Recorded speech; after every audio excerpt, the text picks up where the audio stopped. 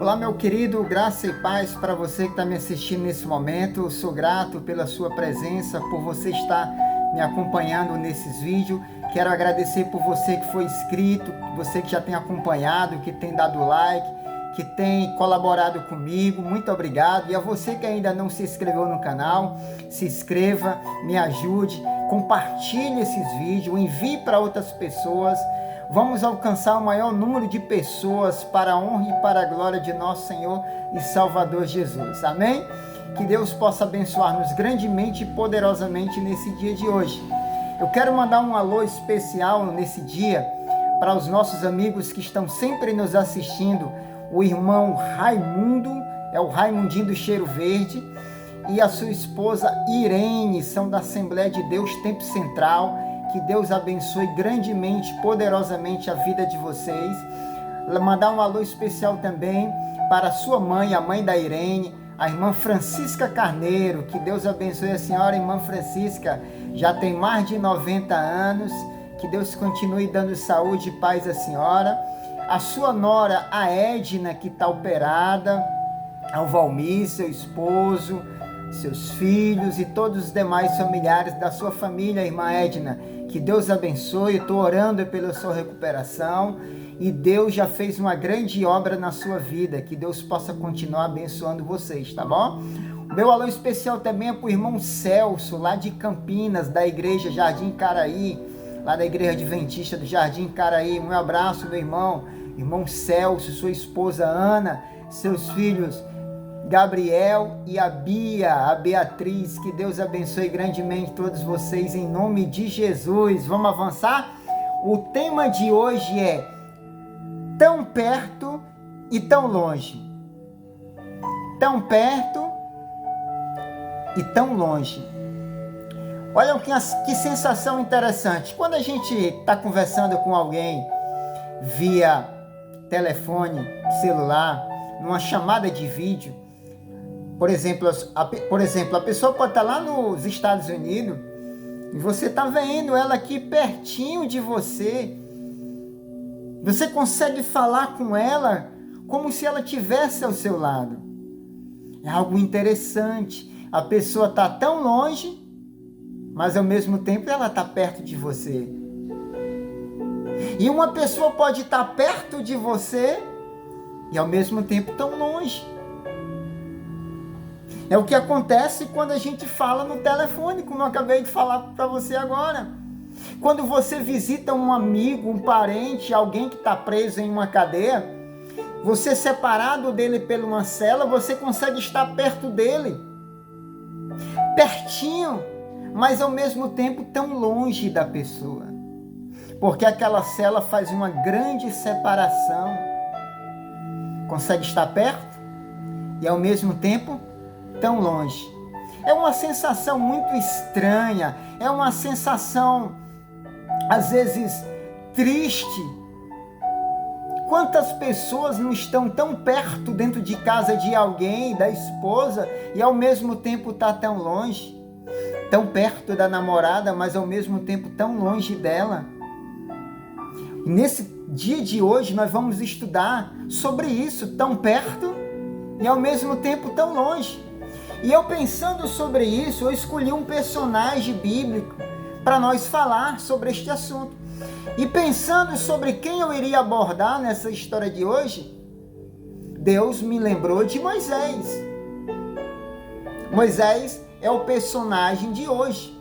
Eu quero convidá-lo a abrir a Bíblia, você que está com a sua Bíblia aí, no livro de Deuteronômio, precisamente no capítulo 32, a partir do versículo 48.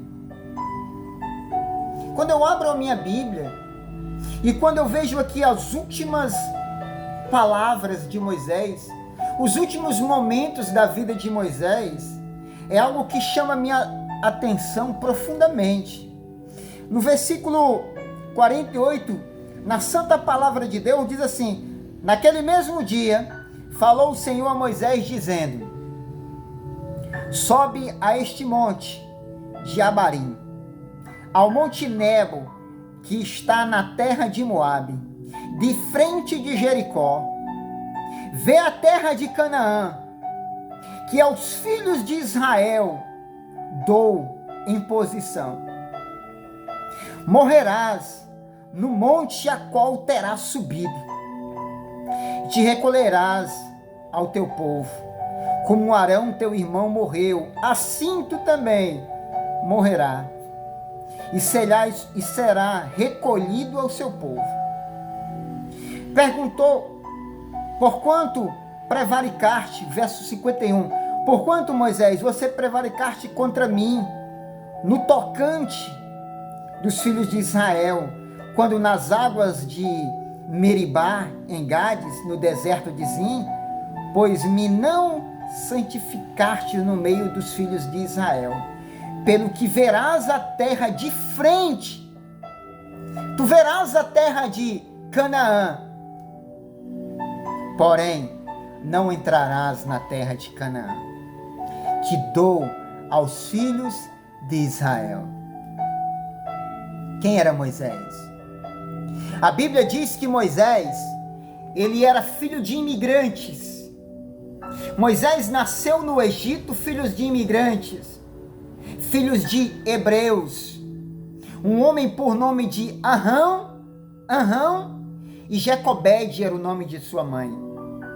Jacobede tinha 2 filhos, uma menina por nome de Miriam e um menino por nome de Arão.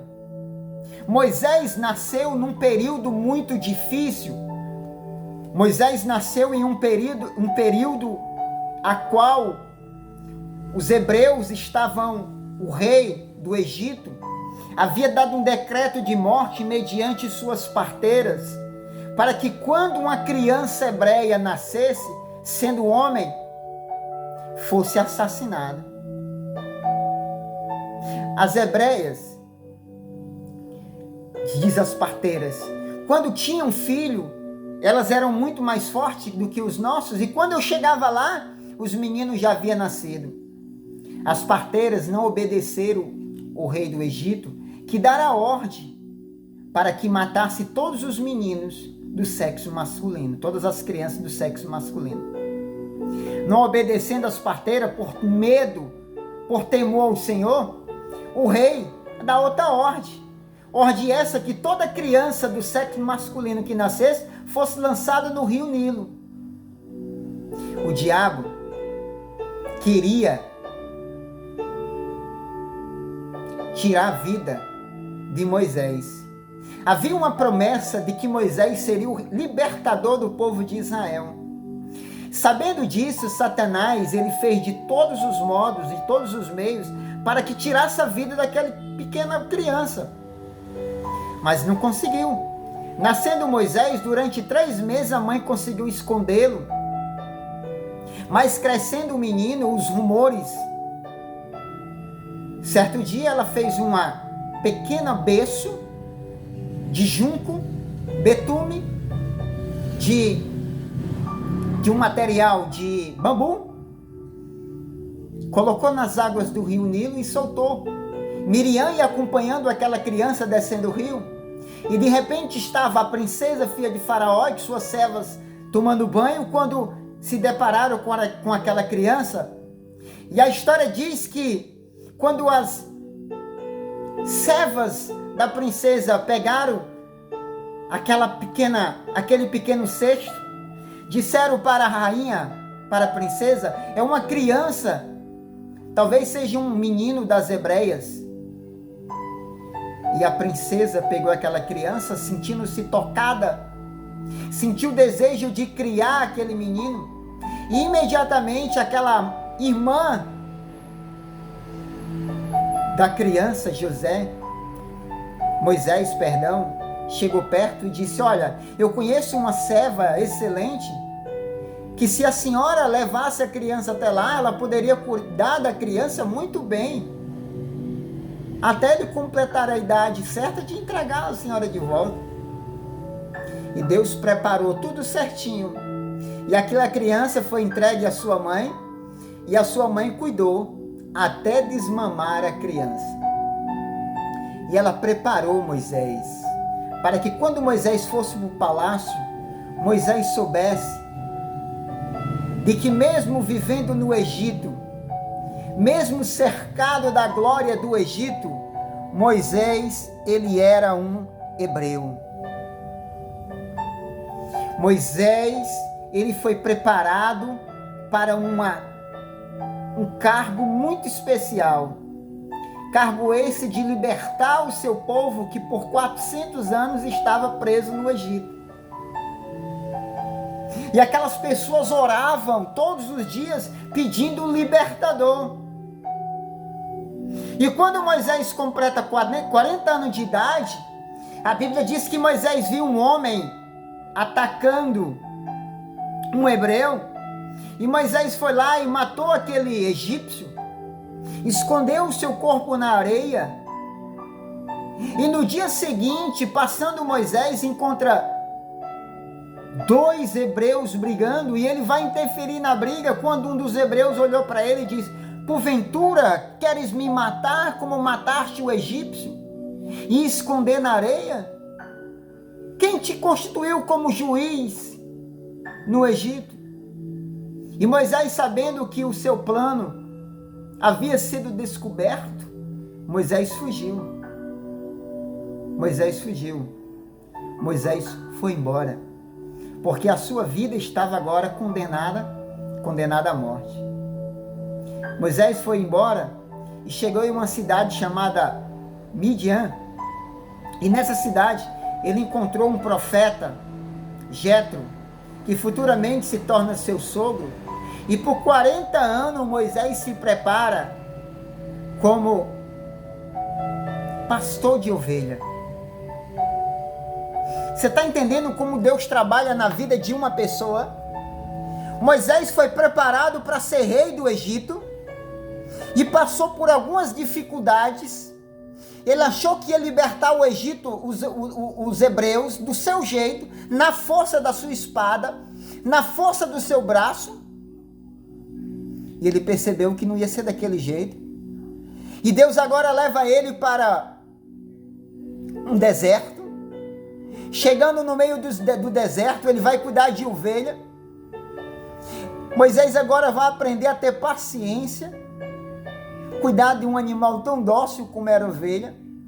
E por 40 anos, Deus foi trabalhar na mente de Moisés, preparando ele para que ele se tornasse o libertador de Israel. Sabe, eu fico pensando aqui, o que passava na cabeça de Moisés. O que estou fazendo aqui? Como um homem tão inteligente, tão sábio como eu, estou esquecido neste lugar.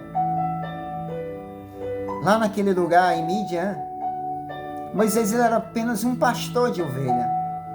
Toda a sua patente que havia no Egito, havia perdido. E ele não passava de um pastor de ovelhas. Até que certo dia, uma ovelha se dispersa das outras, ele vai atrás, e chegando lá, ela está diante de um arbusto, e aquela arbusto está pegando fogo, aquela pequena árvore, e não queima. E quando Moisés se aproxima, ele escuta uma voz dizendo: Moisés, Moisés, tira a sandália dos pés, porque a terra em que tu está é santa. Louvado seja o nome do Senhor. Moisés não foi esquecido por Deus. Deus não esqueceu de Moisés. Todo aquele preparo, toda aquela vida de solidão, aqueles 20, 30 dias que ele passava fora, provendo alimentação para suas ovelhas, cuidando daquelas ovelhas com carinho, com amor, era uma preparação para que ele pudesse cuidar do povo de Deus, para que ele se tornasse um grande libertador dos hebreus. Amém, queridos? Louvado seja o nome do nosso Deus. Vem para cá. Deixa eu falar uma coisa para você interessante. Quando Moisés passou 40 anos junto com aquele povo. Durante 40 anos, Moisés passou momentos bons e momentos difíceis. Houve momentos, por exemplo, quando fizeram o bezerro de ouro, que Moisés ficou decepcionado com aquele povo, quando ele quebrou as tábuas dos mandamentos. Quando as pessoas pediram água para beber e não tinha, chegou ao ponto das pessoas quererem matar Moisés, apedrejar Moisés e Arão. Diziam eles que Moisés e Arão haviam levado ele pelo caminho mais longo, para que eles morressem no deserto e eles ficassem com os bens daquele povo. Mas mesmo diante de tantas dificuldades, mesmo diante de um povo tão trabalhoso, Moisés não desistiu daquele povo. Moisés amava aquele povo. Louvado seja Deus por isso. Moisés amava Israel. E certa vez, quando o povo pediu água, Moisés um dia perdeu um pouco da sua paciência. A Bíblia diz que Moisés, ele era o homem mais manso da terra. Ele era o homem mais manso, mais simples, mais humilde que havia na terra. Mas um dia, quando as pessoas pediram água a ele, e ele se estressou e perguntou: por acaso posso eu fazer com que saia água dessa rocha? E Deus havia dado uma ordem para que ele batesse na rocha, que a rocha ia tirar água, sair água da rocha. E quando ele bateu com tanta força, aquela rocha era Jesus. E ele bateu na rocha com força, duvidando. E aquele pequeno deslize de Moisés fez com que acontecesse o que nós acabamos de ler aqui, no capítulo 32, versículo 48. Depois de tudo que Moisés passou, depois de tudo que Moisés enfrentou, Moisés renunciou ao Egito. Moisés deixou a glória de um reino para viver com este povo. Moisés, ele era para ser rei do Egito, a maior potência militar daquela época. Mas ele renunciou toda a glória do Egito para viver forasteiramente com aquele povo.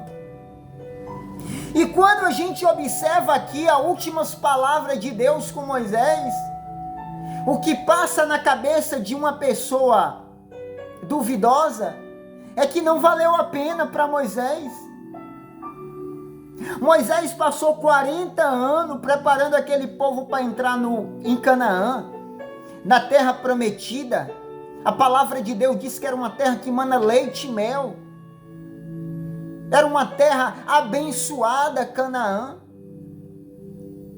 E Deus agora chama ele para subir ao monte. O Monte Nequebo, que era o monte da cidade dos montes. Era a maior montanha que havia. E Deus agora diz: sobe aqui nesse monte, eu quero falar com você, Moisés. E quando Moisés sobe naquele monte, Deus diz: olha, está olhando para aquele lado. O que você está vendo? E Moisés diz: Senhor, eu vejo uma grande cidade. Cidade essa que eu não conhecia, eu nunca tinha visto. E Deus olha para ele e diz: Moisés, ali é Jericó. Ali é a grande Jericó. É a tão falada Jericó. Quando vocês entrarem dentro, quando o povo entrarem dentro de Jericó, eles terão dado um grande passo para conquistar Canaã. Canaã começa em Jericó. Mas eu tenho uma coisa para te dizer, Moisés. Você vai olhar para a cidade, mas você não vai entrar nessa cidade. Você vai contemplar com os seus olhos, mas você não vai entrar nessa cidade, Moisés. Você será recolhido aqui nesse monte, assim como Arão, teu irmão, morreu no Monte Hor. Tu irás morrer aqui, nesse monte. Verás a terra de longe, mas não vai entrar nela. Sabe, queridos, aos olhos humanos, uma grande decepção. Ele lutou tanto, tantas lágrimas derramadas, tanto suor perdido para chegar naquele lugar e ficar de fora. Para alguns, uma grande decepção na vida de Moisés. Mas sabe, Deus olhou para Moisés e disse: Moisés, aquele pequeno erro, aquele pequeno deslizo seu, fez com que você ficasse fora de Canaã. Sabe, Moisés, o que eu quero te mostrar é que todos que erram, todas as pessoas que querem chegar em Canaã e cometem pecado, ficaram fora de Canaã. Moisés, aquela é a Canaã terrestre. Lá é uma terra que mana leite e mel, é uma terra espetacular. Mas essa não é a sua pátria. A maior pátria que você vai ter é a Canaã celestial, Moisés. Você vai ficar fora da Canaã terrestre, mas eu vou te dar uma oportunidade. Tu vai entrar na Canaã celestial. Louvado seja Deus por isso. Louvado seja Deus por isso.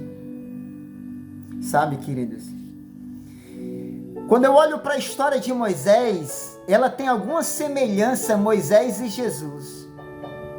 Não é à toa que algumas pessoas comparavam Jesus com Moisés. Por exemplo, Jesus era um libertador, Moisés foi um libertador. Jesus foi perseguido quando criança, Moisés também foi. Jesus se refugiou no Egito para que não morresse, Moisés também se refugiou num deserto, saiu do Egito também. Moisés fez milagre quando adulto, Jesus também fez milagre. Moisés passou 40 dias e 40 noites sem comer, Jesus também. Moisés morreu e ressuscitou. Jesus morreu e ressuscitou também. Jesus foi para o céu e Moisés está no céu também. Louvado seja Deus. Louvado seja Deus. Porque quando Cristo esteve nesse mundo, lá no Monte da Transfiguração, aparece Moisés e Elias, duas representações. Elias representando aqueles que irão para o céu, para Canaã celestial, sem sentir o prazer da morte. Elias representa aqueles que irão para o céu sem morrer. Moisés é a representação daqueles que irão para o céu após a morte, após a ressurreição, após a volta de Cristo. Muitos que estão no túmulo irão ressuscitar e, assim como Moisés, irão ao céu. Amém, queridos? Louvado seja Deus por isso. Isso aqui é espetacular. Essa história de Moisés, ela nos dá um ânimo na nossa vida.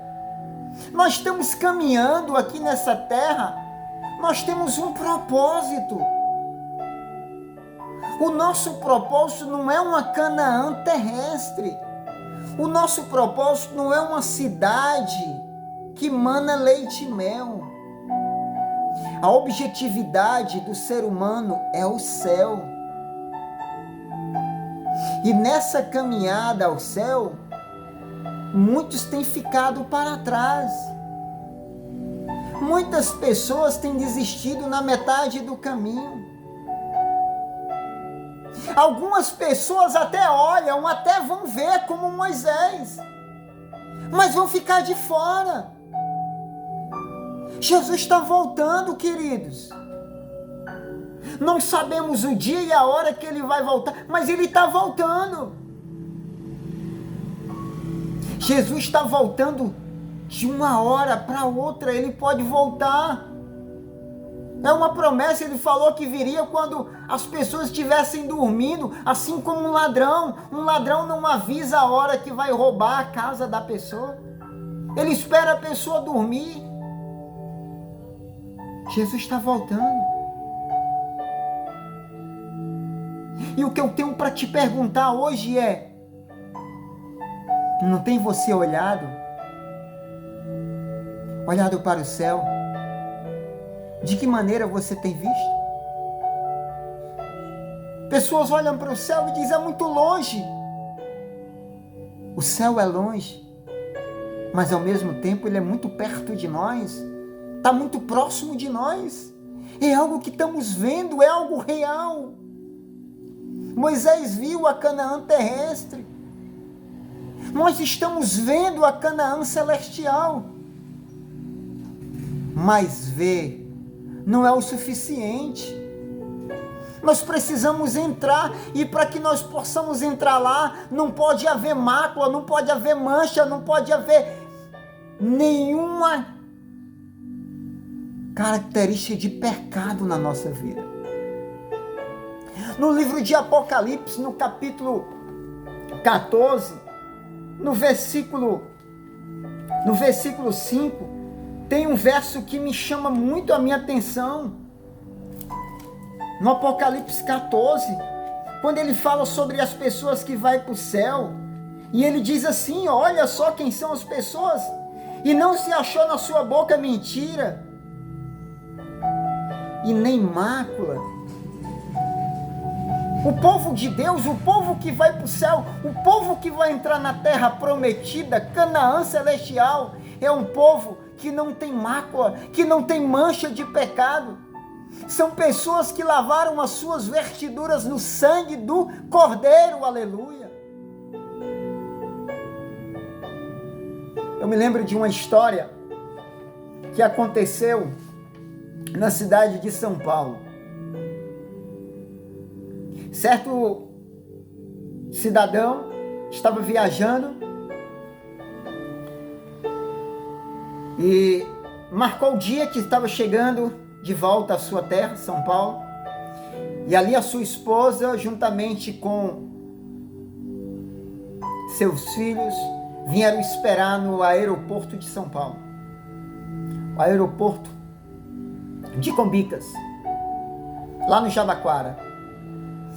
E para quem já andou de avião, quando o avião decola, ele manda desligar os celulares.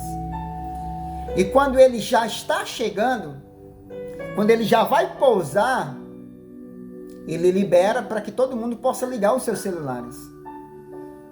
E a história conta que aquele cidadão, ao chegar na cidade de São Paulo, e quando o avião já estava se preparando para decolar, para abaixar, pousar, e quando ele já deu a ordem, permissão para que todo mundo pudesse ligar os seus aparelhos, aquele pai que estava dentro do avião, ele ligou para o filho e disse assim: filho, você já está no aeroporto me esperando?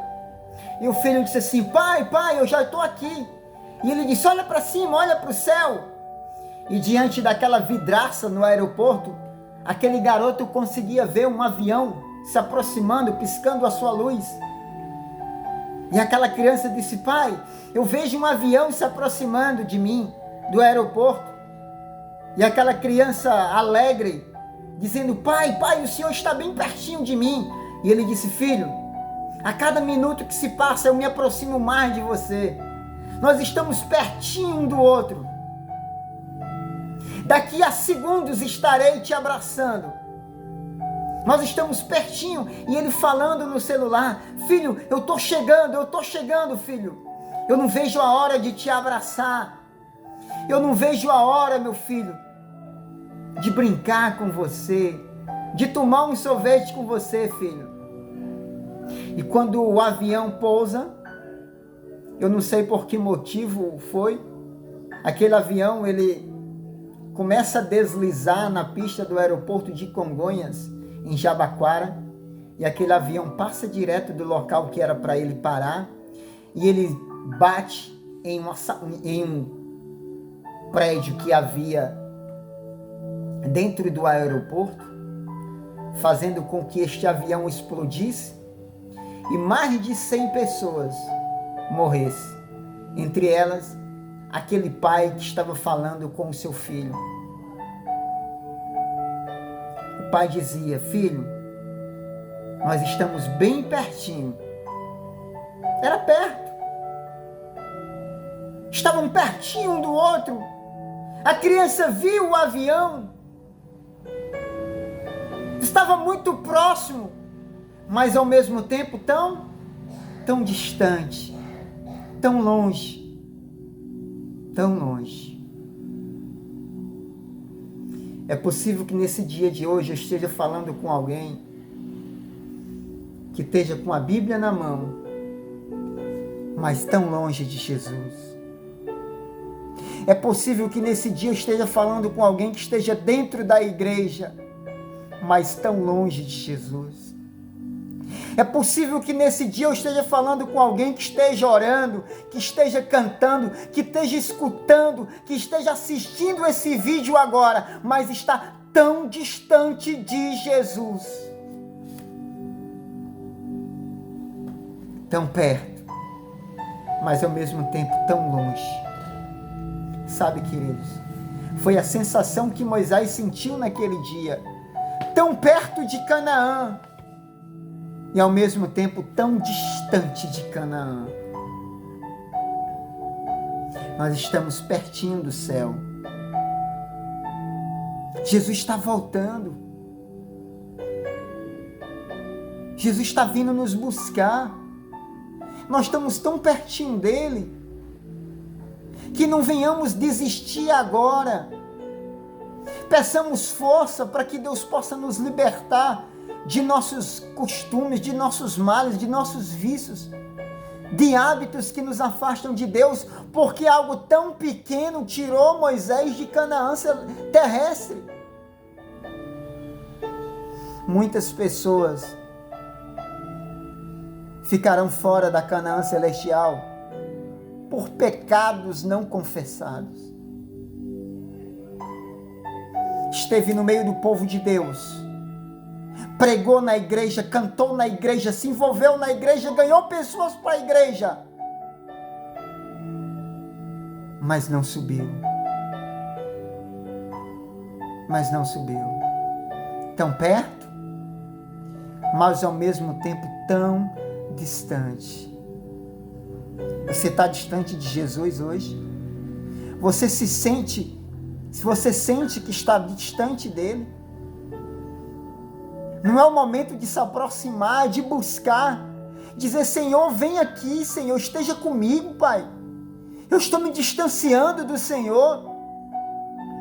O meu modo de falar, o meu modo de agir, o meu linguajar, minhas amizades estão me afastando de Ti. Jesus, se aproxima de mim, Senhor.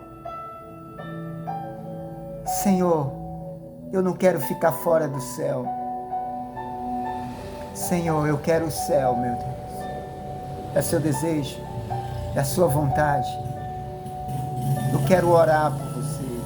Eu quero orar pelo seu lar, pela sua família. pela sua vida.